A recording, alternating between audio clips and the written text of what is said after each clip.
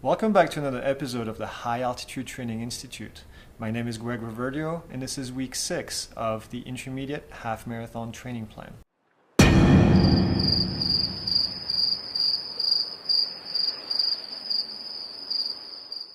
Two weeks ago, we talked about the importance of stretching.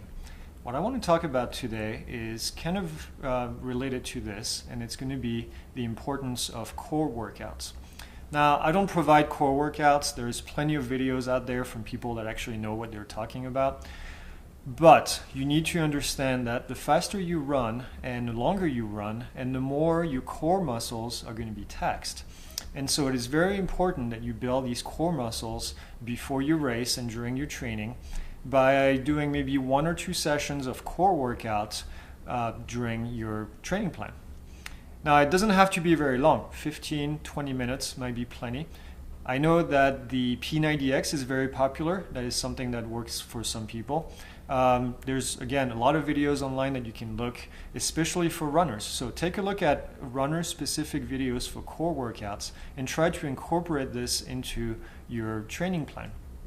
One thing that a lot of people are very weak with is the hips. The hips become inflexible, and the hip flexors and all of this area, the glutes and everything, start to get tight. When that happens, what it does is it creates a lot of knee issues. So you have a lot of runners that are complaining about having knee problems. A lot of times it's related to their core not being strong enough and other muscles in their butt and in other areas in the glutes area that basically create tension, especially in the IT band. And so if you've ever had any issues with your IT band, you know exactly what I'm talking about. And if you haven't had any and you don't stretch or you don't do core workouts, well, guess what? It's only a matter of time until that happens.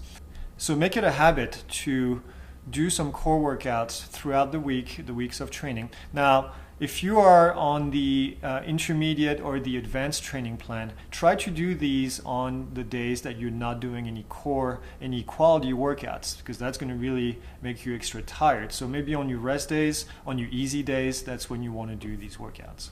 Now let's take a look at this week's training plan. We only have 2 more weeks in phase 3, and this week we're doing a total of 41 miles, and we are 6 weeks away from race day, and this is week 15 out of 20 if you've done all the weeks with us.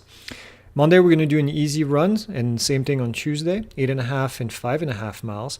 On Wednesday we're going to have a rest day, and then on Thursday we're going to do our T-pace, threshold pace run, 4 times 1 mile at threshold pace with 1 minute rest. And then at the end of it, we'll do 4 times 200 meters at repetition pace and 200-meter jog recovery in between each of those.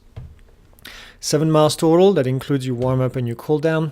And again, be sure to refer to the pacing guide so you can figure out exactly how fast you should be running at your T-pace and your repetition pace.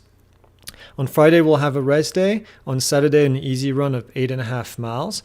And then on Sunday, we'll do 3 miles easy with 5 miles at marathon pace and then 3 miles easy again. And that should be a total of 11 miles for this marathon pace run.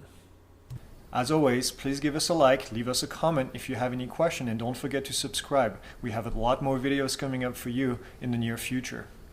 If you want more information about the High Altitude Training Institute and what we do, please go ahead and visit www.altitude.run. You'll find that we do offer coaching, and we also offer a custom training plan for other distances. And finally, we offer summer running camps at high altitude in the summer in Arizona. Join us, find out more information, and we will see you next week. Have a great week of training.